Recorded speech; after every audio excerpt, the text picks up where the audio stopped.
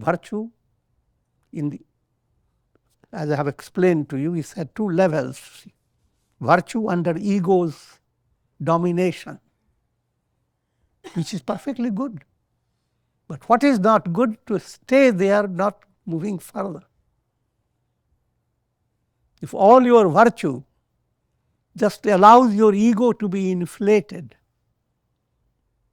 then that is process of ignorance. And that leads your soul to boundless misery.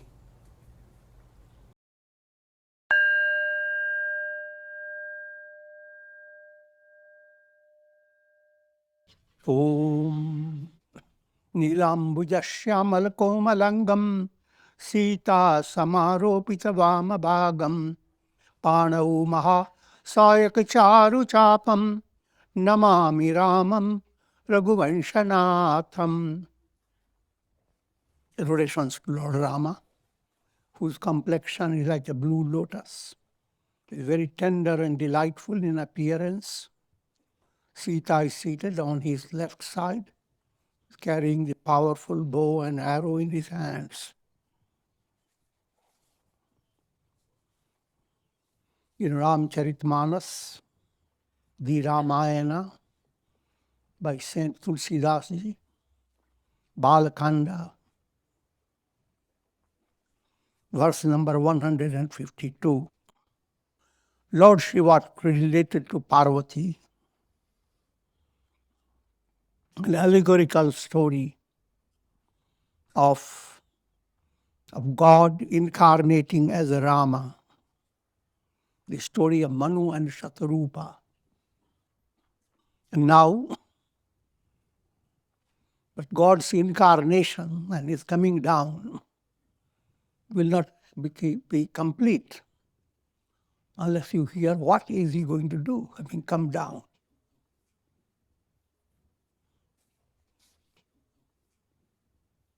The story of the negative forces, the story of Ravana, what led the rise and great development of wicked personality, Ravana, with 10 heads. How did that happen? So, there's another story. Must realize the story aspect is allegorical. But many people who are become too close-minded, they don't want to hear the word allegorical. I think it is historical. It happened. But I'm not going into that detail. We'll pass through this topic a little more faster. This story. And if I interrupt this story, it's not so good. Sunum muni katha punita purani yogirija parti sambhu bakhani vishwavidita eka kaya deshu Satyaketu taha basai nareshu. Yajnavalkya is relating this story to Bharadwaja. And while relating it, he says, this was a story that Shiva told Parvati. There is a famous country called Kaikaya. There lived a great king, Satyaketu. Satya is truth. Ketu is banner.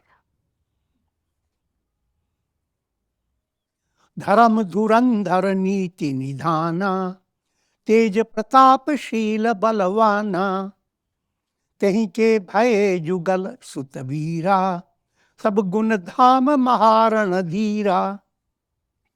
He was well skilled in the practice of Dharma, in pursuing Dharma, the ethical value of life. Remember, 4 purposes of life. Dharma, ethical value. Artha, material value. Kama, called vital value, which is value relating to your duties towards humanity as a human being with human desires. All that is in the used by the term kama. And the final state is moksha, liberation. These purposes of life should follow the exact sequence. In other words, if you are acquiring material wealth, do it on the basis of dharma, ethical value. Don't use unethical methods to get a lot of money. Let me remind you of the humorous statement. The people get on, get honor, get honest. That's the mass mentality.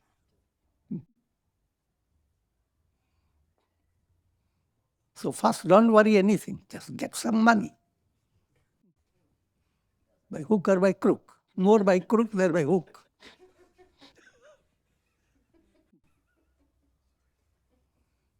And then do a lot of charity work. You see that everybody recognizes you as an honest personality. So first you get on, but now you get honor. But don't stay satisfied. People should not turn their head to anybody else. You are the greatest. The Danveer, the giver of biggest charity. No one ever was, no one ever will be. And if you become so powerful, then how can God restrict you from having moksha? Slap them.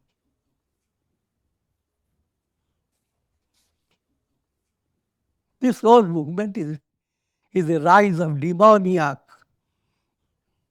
spirit. Whole movement is a movement of ignorance, avidya. See, avidya aspect, ignorance aspect follows this sequence. Immoral deeds, adharma, based on adharma, get lot of money, led by your ego, get lot of praise. And develop the concept that since you are so powerful, nothing is impossible for you. What's liberation? If you have developed that mentality, that gives you some picture of what ignorance does and how ignorance is intensified. Coming back to the story, King himself, Satyaketu, was a great personality, profoundly virtuous. But dharam dhuran dharaniti nidhana, teja pratap sila balavana. He was the upholder of dharma, ethical values. And he was the fountain source of divine, great conduct, sadachar, radiant in his personality, valiant, gentle, and strong. He had 2 great sons who were also a treasure of wonderful qualities and very strong in battle. Rajdhani jo jetha Sutta ahi, Nam Pratap Bhanu asatahi. His elder son, there's two sons. Elder son is the heir apparent to the throne. His name is Pratap Bhanu. Pratap relates to power, glory, fame, all that implied in the term Pratap. Bhanu, sun. Just like the sun gives rise to so much effulgence, heat, and energy, that is a simile. Similarly, he was a great king, Pratap Bhanu. Not yet a king, but he is heir apparent. Another son, younger brother of Pratap Bhanu, is known as Ari Mardan, he who destroys enemies, all inimical forces. In their arms, there was immeasurable strength,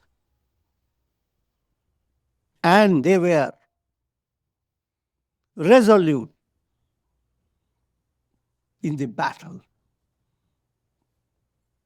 In other words, they fought their battle without running away from the battle, unshaken by the strength of enemies. Bhai bhai param samiti, sakal dosha chal barjita priti. Both brothers were very harmonious, devoid of all defects and deception. All these are relative descriptions. The king, Jayke sutahi raja nipadina, harihita apu gavana banakina. The king gave the kingdom to his elder son, Pratap Bhanu, and himself retired for practicing meditation on God with the idea of attaining liberation, dedicating himself to intense spiritual sadhana. जब प्रताप रपि भयउ नृप free दोहाई देश प्रजापाल अति वेद विधि कतहु नहीं लघलेश. When Pratap Bhanu became the king, all over the country there was a great rejoicing, great festivity, declaring the king as the great king.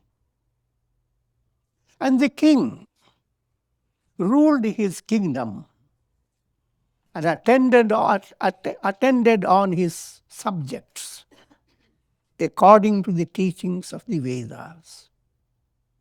There was no one that committed anything against the scriptural teachings. We're surprised, how can such a person become Ravana? But this whole description is not for beginner, very advanced stage. Advanced stage is that you have all the possibility to succeed in the world.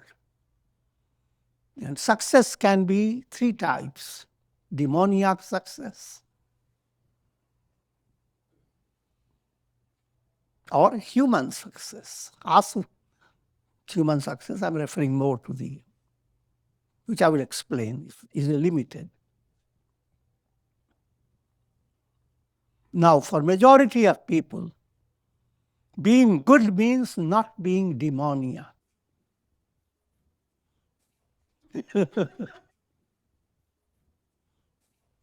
And seeing that all people are well served. See, we have in Mahabharata, Karna was Danveer. In giving charity, he was a great hero. But he had one little defect. He was always subservient to Duryodhana.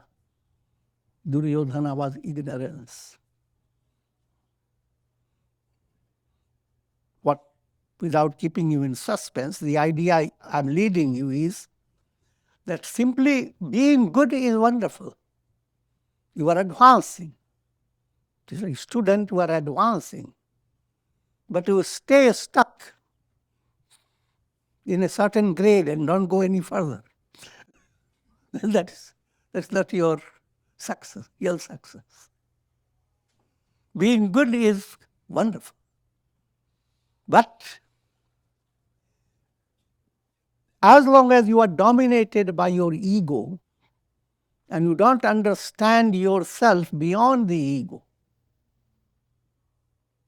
this terrible situation, that's called ignorance.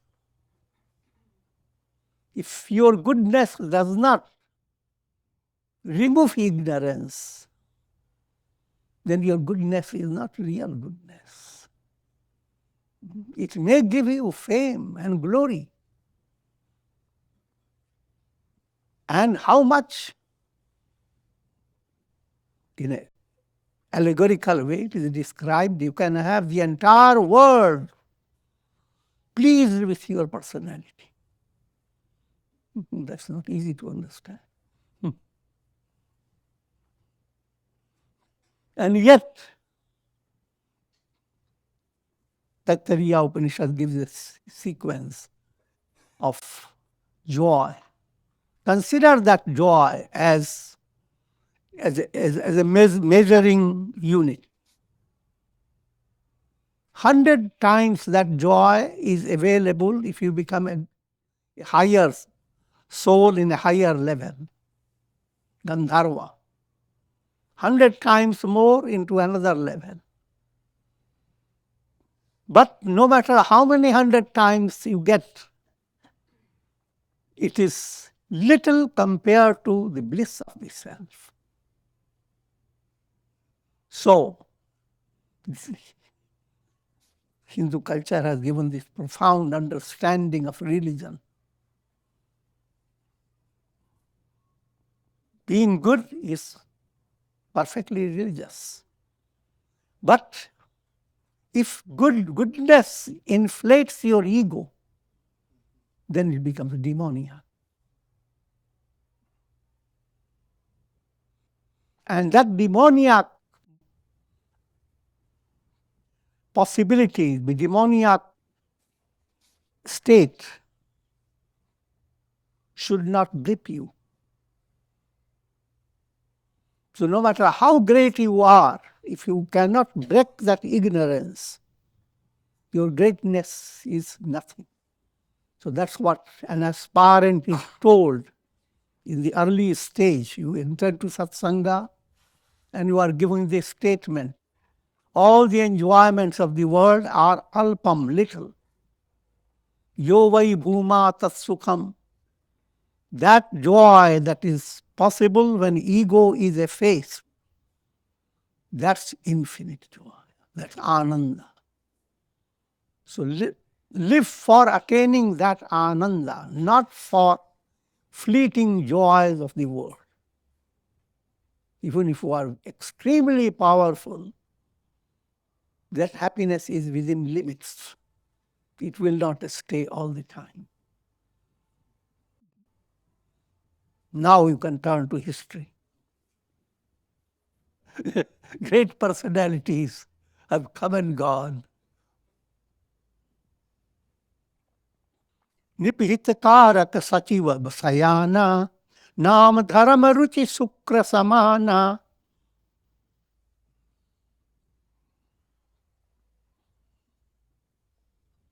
His minister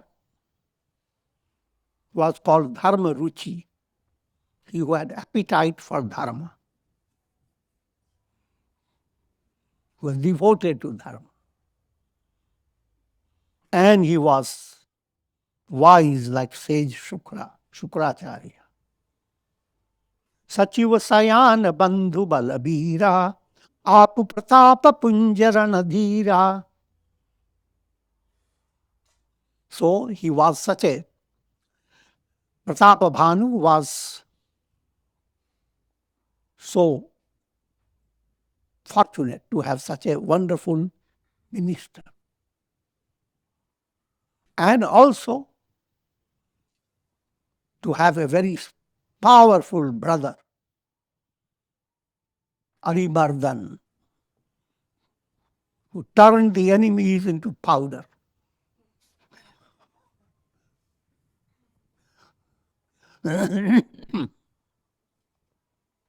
Sena Sanga Chaturanga Apara Amit Subhat Sab Samara Jujara.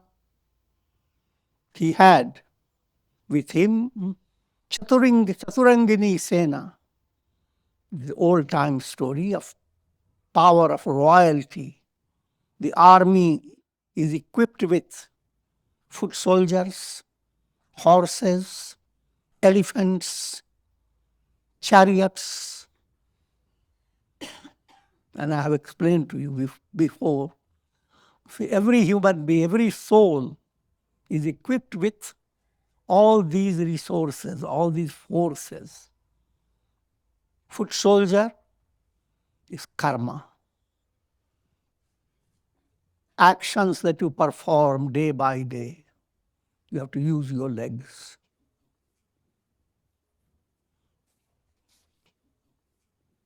And your sentiments run like horses.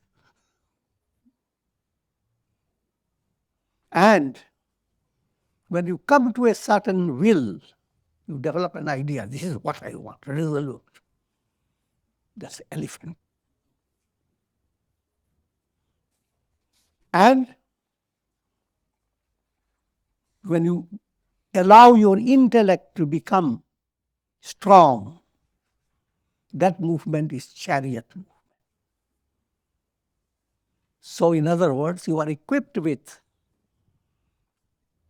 reason, that's intellect, practice of meditation that comes on the basis of your willpower, your emotions, and your actions. All these four aspects, if they are well integrated, then it's called integral yoga. But that I have led you a little astray. Let me go into this story. So this king had Chaturanga army with those four aspects. And the army consisted of very strong warriors.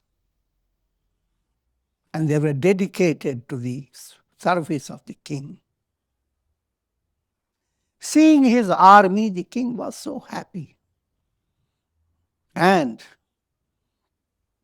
drums started being beaten, declaring the glory of the king. Vijay hetu katkai banai, sudin sadhi drip chaleu bajai. On an auspicious occasion, on an auspicious day, with the beat of drums, he went out for Digvijay, to become the emperor of emperors, and enter into many fights, conquered all kings by his strength.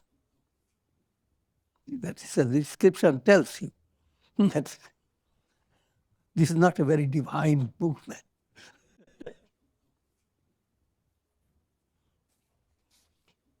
Saptadeep bhuj bala basakinhe, lay lay danda chadini padinhe. Now, it is allegorical story, but the story follows a historical foundation. When we describe the Earth planet, it is described in the terms of 7 big islands. Islands, continents. And he conquered all the 7 continents. But while it is a storyline, the real mystical line is that ignorance, the force that is going to become the very personification of ignorance, that force dominated over 7 great centers within your personality. 6 chakras in Kundalini Yoga, blend it with the Sahasrara chakra, the 7 great centers. All these centers are the subtle key for your spiritual advancement. But they are gripped by ignorance. Ravana rules over all those centers. Then human being lives a life of very shallow life. So if you study Kundalini Yoga, as you begin to allow Kundalini to rise, and if your Mooladhara has been awakened, you have conquered earthly values. You live in the world, but you are not as a slave. Similarly, if next center is conquered, you gain a special mental power, not to be dominated by moha, ordinary form of sentimental feelings for people, objects, etc. I will not go into that detail, but that's what it means. All the lokas, these are the lokas, which are blended in every individual. As you spiritually advance, you don't take a plane to go to higher loka. Within your own personality, your consciousness expands. While your focus of your energy was on lower centers, it becomes on the higher center. And things that were not possible before, your mind may be filled with negative feelings, etc., and sense of impossibility and hate and all that. But now your experience becomes expansive. All that I'm trying to explain, how all the lokas that you hear about, they relate to your own personality. Depending upon how integrated you are, how Godward you have moved to, higher centers, higher lokas open up for you. Pratap Bhanu, coming back to this story, conquered all the entire world. Swabasa Vishwa Kari Bahubal Nijpur Keen Praveshu Artha Dharma Kam Adi Sukh Sevai Samay Nareshu. Having controlled by his strength of his arms this whole world, the whole earth planet, he entered into his city, his royal palace, and began to live his life with great prosperity. And prosperity is described artha, dharma, kama. And in describing it, Tulsi gives a little trick. Sequence is artha first. Artha means material value.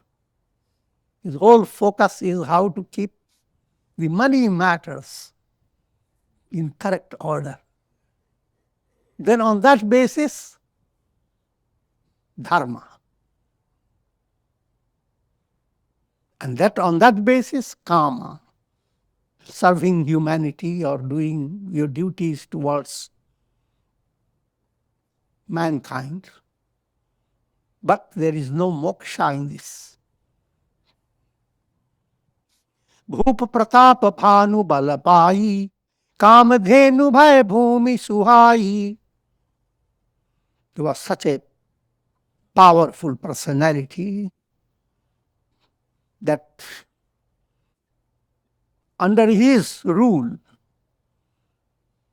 the whole earth became prosperous. Everyone attained whatever they wanted. The description of worldly values. Sab dukha barajita praja sukhari, dharam sila sundar nar nari. And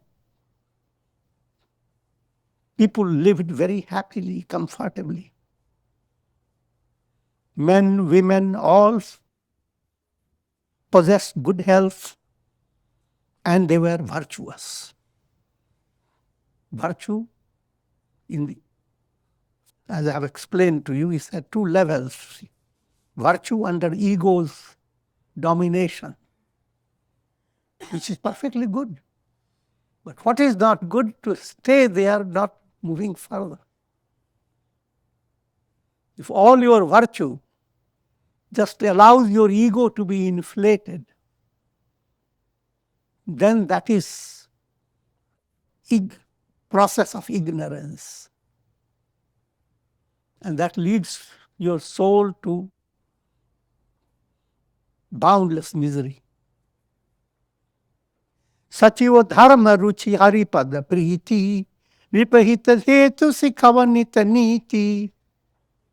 And his minister Dharma Ruchi gave advice, which is all righteous type of teachings. He gave to the king. Guru Sasura Santa Pitara Mahideva Karai Sada Nripa Sabke Seva. And he served his guru, gods, saints, forefathers, and Brahmins. He lived a life of serving all. Bhup dharam je ved bakane, sakal karai sadar sukhamane. All the instructions that have been given in the Vedas, he followed with great reverence. Again, here you have to understand. Vedas deal with three great subjects. Karma. How should a person perform their duties? That's called Karma Kanda. Then there is a whole section. They're all mixed up in the Vedas. Section dealing with how to meditate on God. And God with different aspects. How to meditate on Ganesha. How to meditate on different aspects of God. What are the mantras? What exact prasad should you prepare? And many details. That's called Upasana Marga. Marga is called path. And then there is Jnana Marga. How to understand, allow your intellect to gain the data about Upanishads and Brahma Sutras. I'm saying gaining data, not liberation.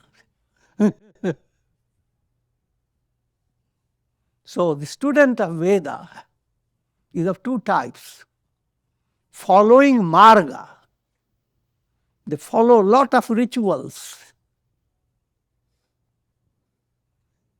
But profound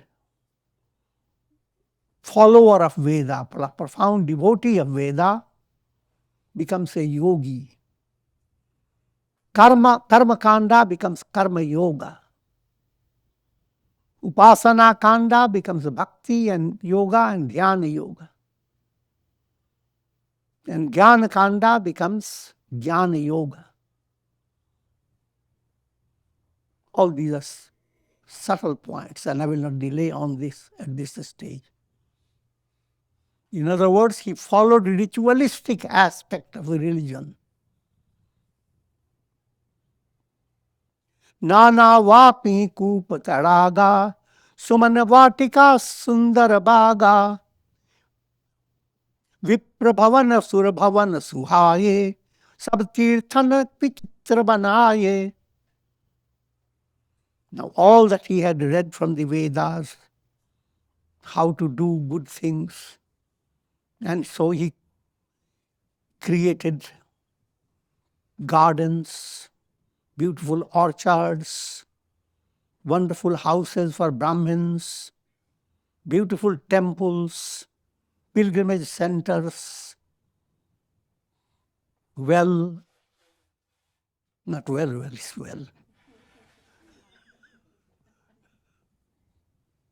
and ponds. In modern times, called the swimming pools. जहां लगी कहे पुराण श्रुति एक एक सब जाग 12 सहस्र निप किए सहित अनुराग. And the king performed yajnas, great rituals prescribed by the Vedas, not once, 1,000 times. हृदय न कछु फल अनुसंधाना भूप विवेकी परम सुजाना. And he didn't expect any result for his personal use. He was well versed in the Vedas, and from that point of view, he was a great jnani, not the absolute jnani. By his action, by his mind, by his speech, he did everything surrendering himself to God. चढ़ी बर बाजी बार एक राजा मृगया कर सब साजी समाजा विंध्याचल गंभीर बन गयऊ मृग पुनीत बहु मारत भयऊ. Once the king, riding on his horse, went on for a hunting excursion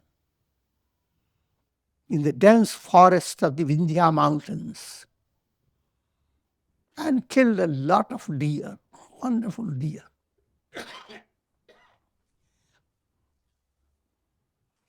फिरत विपिन निपन दीख बराहु जनु बन दुरऊ Singh ग्रसिराहु. Now what he encounters, he saw a boar or a hog, whichever word you like, called Barahu. Rahu term relates to that spirit that's only trunk without head. And Rahu Ketu, let me reverse that interpretation. Rahu has only head. Ketu has only body. This is a description of disintegrated personality. Here in this story, Bara represents the embodiment of mala, gross impurity. So the king began to pursue that hog. Kol karal dasana chabi chagai. And then they are describing the appearance of that hog. And appearance is that hog some street teeth were showing from its flat mouth, as if the hog has caught the moon, because the teeth were shining. कोल कराल दसन छवि गाई तनु विशाल पीवर अधिकाई घुरघुरात है आरऊ पाए चकित विलोकत कान उठाए. So terrible teeth were the adornment for that hog. The body was very vishal, gigantic, and fat. Hearing the sound of the footsteps of the horse of the king, the hog reacted to it with ears stretched and whole mouth developing a strange appearance, and the eyes all twisted, and a strange sound coming out of its lungs, gur, gur, gur, gur.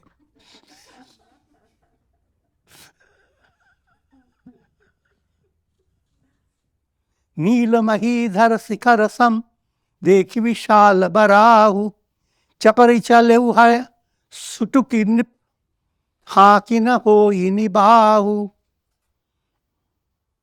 Now the king, seeing that challenge before him, the big hog, he whipped his horse with the whip and ran after that hog. आवत देखी अधिक रव जाबाजी चले बराह मरुत गति भाजी. The moment the hog saw the king coming, he speeded up like the wind, fast speed. And the king began to stretch his bow and with the intention of shooting the hog by his arrow. And whenever that occasion came of a confrontation, the hog was of a strange nature. He would just vanish as if he has entered into the earth without having any hole. Just goes inside the earth. That's the story of Mala, gross impurity. Taki taki tir mahis chalawa kari chal suvaram sarir bachawa. King went on adjusting his bow and arrow, and this hog, using all his deceptive skill, went on saving himself from being shot. Sometimes he appeared, sometimes he vanished. And the king continued to chase that hog. Kayu duri ghana gahan barahu jahanahin gajabaji nibahu. He went to deep in the forest where there was no passage, no facility for the horse to move about. It was all dense forest. Ati akela bana vipula taleshu tadapina magatajai nareshu. The king was alone, became separated from his army, and was in deep trouble. Nevertheless, he didn't stop from chasing the hog. Kol bilo ki bhupa baradhira bhagi pat giri guha gabhira. Seeing the king so intent upon shooting him, the hog entered into a cave. Agamate ki nipati pachitai Fireu Mahaban, Pareu Bhulai. And the king found that it was difficult, it was not possible for him to enter that cave. With a sense of great regret, he decided to go back home, meet his army. But then he had lost his path. He didn't know which way to go. Khed khinna chudit Trishit राजा बाजी समेत खोजत व्याकुल सरित sir जल बिनु भय हुआ चेत. The king was extremely exhausted. His horse was also hungry and thirsty. King went on looking for water, a river, a pond. And as he goes on doing, फिरत विपिन आश्रम एक देखा तहाँ बस निपति कपट मुनि वेशा. He saw an ashram that was all a plot, demoniac plot. And that boar was the friend of this demoniac person. They are big enemies of the king. The king had defeated them before. जासु देश निपलीन दिन लीन लड़ाई summer Sen तज गये पराई. King Pratap Bhanu had once driven away that a great king of a different country in his process of becoming the emperor of emperors. Pratap Bhanu was one of those great kings who was defeated by the king, and he did not bow down to the king. He held animosity in his heart and a sense of revenge. And he was assisted by a demoniac minister of his. And that was the boar. And now I have to hold off this story. Om Purnamadaha Purnamidam Purnat Purnamudachyate Purnasya Purnamadaya Purnamevavashishyate. Om Shanti Shanti Shanti.